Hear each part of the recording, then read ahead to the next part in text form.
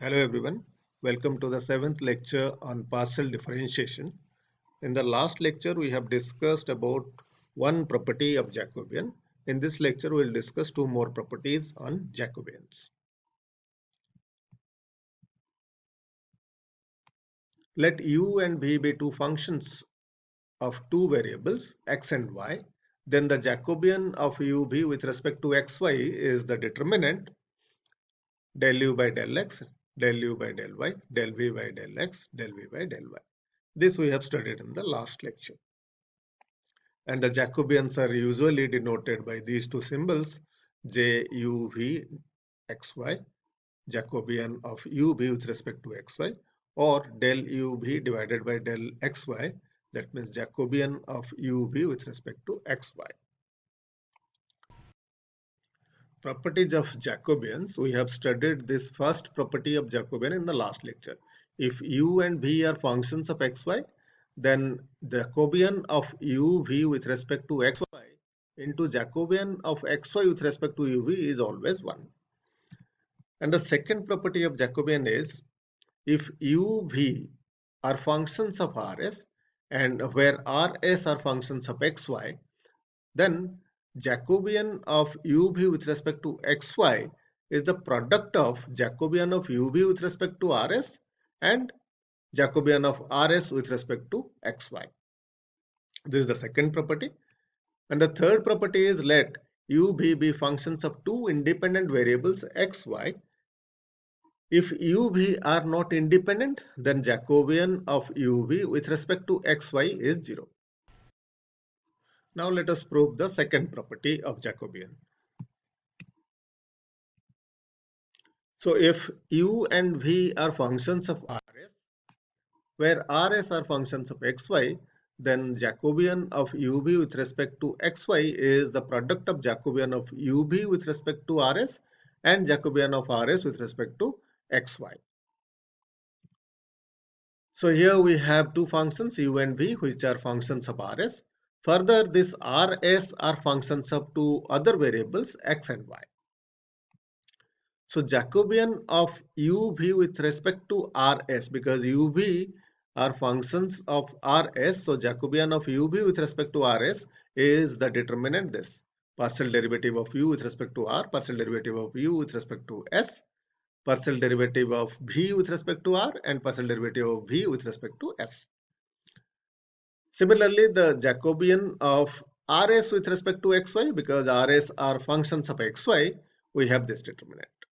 Now, by taking the product of these two Jacobians, Jacobian of uv with respect to rs and Jacobian of rs with respect to xy, we have this product of these two. Now, product of these two matrices, del u by del r into del r by del x plus del u by del s into del s by del x. Del u by del s into del s by del x. Similarly, we have del u by del r into del r by del y plus del u by del s into del s by del y. So this first entry of this matrix, del u by del r into del r by del x plus del u by del s into del s by del x is nothing but del u by del x. This is because u is a function of r and s, and this r and s are further functions of x and y. Here the partial derivative of u with respect to x is del u by del r, because u is a function of r and s. So del u by del x is nothing but del u by del r into del r by del x plus del u by del s into del s by del x. Similarly, the partial derivative of u with respect to y, u is a function of r and s, and rs are functions of x and y. So del u by del y is nothing but del u by del r into del r by del y plus del u by del s into del s by del y. Similarly, we can find out these del v by del x and del v by del y, which are nothing but these two entries of the matrix. And this matrix, or the determinant of this matrix, is nothing but the Jacobian of uv with respect to xy. So if u and v are functions of rs, where Rs are further functions of xy, then Jacobian of uv with respect to xy is nothing but Jacobian of uv with respect to Rs into Jacobian of Rs with respect to xy. This property is known as the chain rule of Jacobians. Now let us work out this example based on the second property of Jacobian. If u is equal to 2axy and v is equal to a into x square minus y square, where x is equal to r cos theta and y is equal to r sin theta. Here we can see that u is a function of xy and v is also a function of xy. Further, these xy's are functions of r and theta. U and v are functions of xy and xy are functions of r and theta. And our question is to find out the Jacobian of uv with respect to r theta. So here we'll use the second property of Jacobian, that means chain rule, to find out this. Here uv are functions of xy and xy are functions of r theta.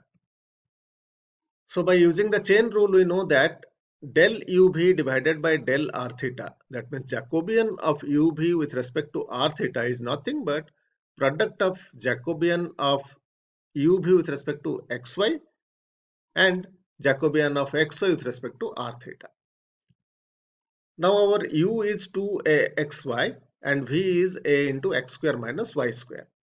Now to find out the Jacobian of uv with respect to xy, we have this determinant. Del u by del x, del u by del y, del v by del x, and del v by del y. So the partial derivative of u with respect to x, our u is 2axy. Here we are differentiating this partially with respect to x, so our y is constant and here 2ay is constant. So partial derivative of 2axy is 2ay. Here we have the partial derivative of 2axy. Similarly, partial derivative of u with respect to y is 2ax, because here x is constant. We are partially differentiating this term with respect to y, so x is treated as a constant. Here we have 2ax is constant and the partial derivative of y with respect to y is 1. So we have 2ax. Similarly, partial derivative of a into x square minus y square with respect to x is 2ax, because here the term ay square minus ay square is a constant, so derivative of that will become 0. Now we have to differentiate only ax square, whose derivative is 2ax. Similarly, partial derivative of this term with respect to y is minus 2ay.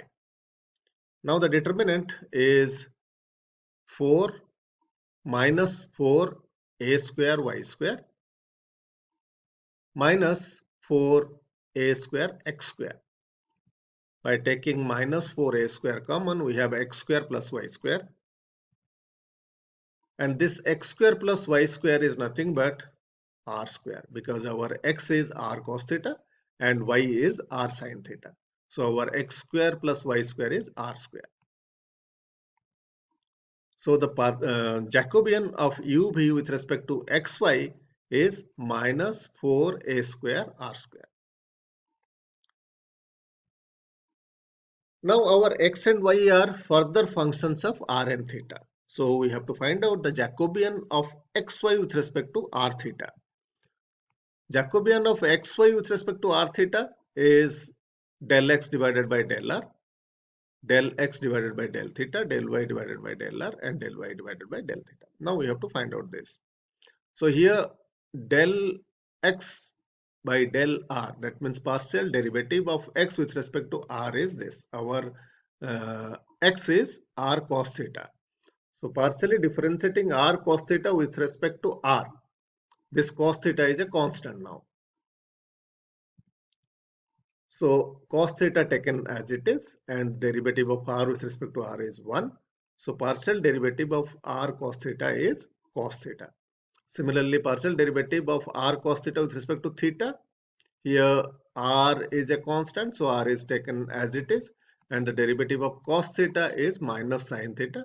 So we have minus r sine theta. Similarly, derivative of r sine theta with respect to r, here sine theta is a constant. It is taken as it is, and derivative of r with respect to r is 1. So we have sine theta. Similarly, partial derivative of r sine theta with respect to theta, here r is a constant, r taken as it is, and derivative of sine theta is cos theta, so we have r cos theta. Now the determinant is here r cos square theta plus r sine square theta. By taking r common, we have r into cos square theta plus sine square theta, and our cos square theta plus sine square theta is 1, which is equal to r. So the Jacobian of xy with respect to r theta is r. And we have seen that Jacobian of uv with respect to xy is minus 4a square r square. So by using the second property of Jacobian of uv with respect to r theta is Jacobian of uv with respect to xy into Jacobian of xy with respect to r theta. 2 and 3 is used in the equation 1. We have this, which is equal to minus 4a square r cube. So this is to find out Jacobian of uv with respect to r theta. We utilized second property of Jacobian. Now the third property of Jacobian says that if uv be functions of two independent variables x, y, if uv are not independent, then Jacobian of uv with respect to xy is 0. That means these two functions uv are functions of two independent variables xy. These xy are independent variables. But if this function u and v are not independent, then the Jacobian of uv with respect to xy is always 0. Now let us prove this. Here uv be functions of two independent variables x and y. If uv are not independent, then one can be represented in terms of the other. That means there may be a function f which we can write f of uv is equal to 0. That means one can be written in terms of the other. Now differentiating this f of uv is equal to 0 with respect to xy, we have this del f by del u into del u by del x plus del f by del v into del v by del x is equal to 0. Similarly, del f by del u into del u by del y plus del f by del v into del v by del y is equal to 0. So we have these two functions. We have just differentiated f u v is equal to 0 with respect to x and y. Now eliminating the terms del f by del u and del f by del v from these two equations, we have this determinant del u by del x, del v by del x, del u by del y, del v by del y is equal to 0. By interchanging rows and columns, we can write down this in this form. We have just changed the column into a row, second column as second row. And this determinant is the Jacobian of u with respect to uv with respect to xy, which is equal to 0.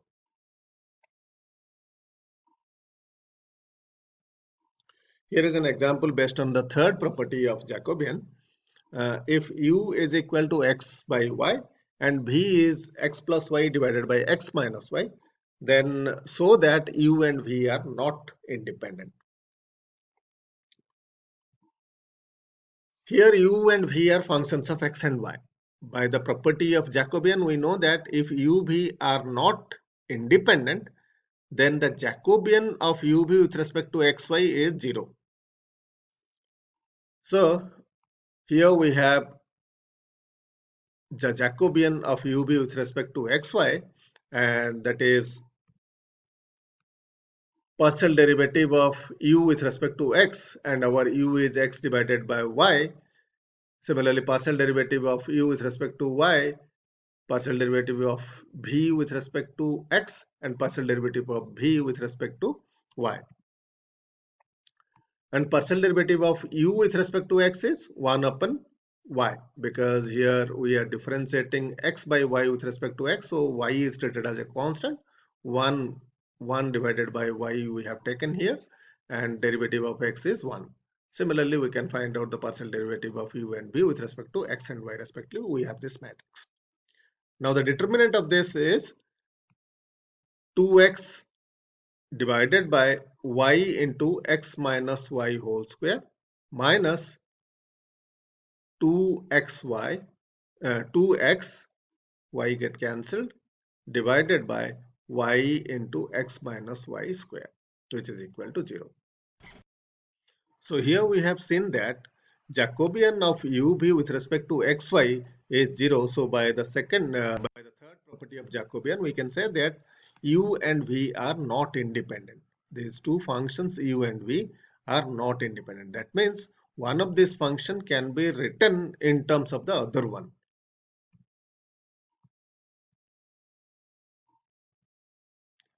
So here u and v are not independent, so they are dependent. So one of these u and v can be written in terms of the other. We have v is equal to x plus y divided by x minus y. So this x plus y divided by x minus y can be written in this way. By taking y as common, we have x divided by y plus 1 divided by taking y here common, we have y into x divided by y minus 1. So here y get cancelled with each other. Now we have x divided by y plus 1 divided by x divided by y minus 1. This x divided by y is our u, because u is nothing but x divided by y. So this can be written as u plus 1 divided by u minus 1, because our u is x divided by y. So here we have seen that this v can be written in terms of u. V is equal to u plus 1 divided by u minus 1. So u, v are not independent, they are dependent. V depends upon u. Here we have one more example. If u is equal to e raised to the power of x sin y and v is equal to e raised to the power of x cos y, then show that u and v are independent. To show this u and v are independent, we have to show that Jacobian of u v with respect to xy is non-zero. Because by the third property we know that if u v are functions of x and y, then u v are not dependent if the Jacobian of u v with respect to xy is 0. Here we have to show that u v are independent. So the Jacobian of u v with respect to xy is not 0. We have to show this. Now the Jacobian of u v with respect to xy is the determinant del u by del x, del u by del y, del v by del x, del v by del y. Now del u by del x is del by del x of u. Our u is e raised to the power of x sin y, because here we are partially differentiating u with respect to x. Y is treated as a constant, so sin y is constant. So sin y taken as it is, and the derivative of e raised to the power of x with respect to x is e raised to the power of x. So the partial derivative of e raised to the power of x sin y is e raised to the power of x sin y. Now the partial derivative of e raised to the power of x sin y with respect to y, here x is treated as a constant. So e raised to the power of x is taken as it is, and the derivative of sin y is cos y. So partial derivative of e raised to the power of x sin y is e raised to the power of x cos y. Now the partial derivative of v with respect to x, our v is e raised to the power of x cos y. Because here we are partially differentiating with respect to x, y is treated as a constant, so cos y is taken as it is, and derivative of e raised to the power of x is e raised to the power of x, so we have e raised to the power of x cos y.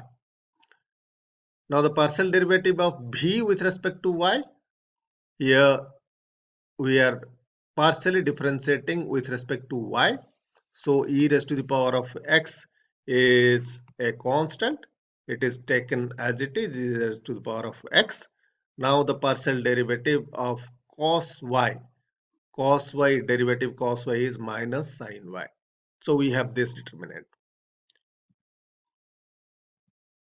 So the determinant is e raised to the power of x taken common, sin square y, minus sign is here. So minus sin square y minus e raised to the power of x taken common, cos square y. So if we take minus common, then we have sin square y plus cos square y, which is 1. So we have minus e raised to the power of x. So Jacobian of ub with respect to xy is minus e raised to the power of x, which is not 0. So u and v are independent, because by the third property of Jacobian, we know that if the Jacobian of ub with respect to xy is 0, then they are not independent. But here we have seen that in this example, Jacobian of ub with respect to xy is minus e raised to the power of x, which is a non-zero. So this u and v, two functions, are independent. So in these two lectures, we have studied about Jacobian and the three properties of Jacobian. In these lectures, we have taken the function as function of two variables. So this Jacobian and properties of Jacobian can be extended to functions of three variables, even functions of several variables.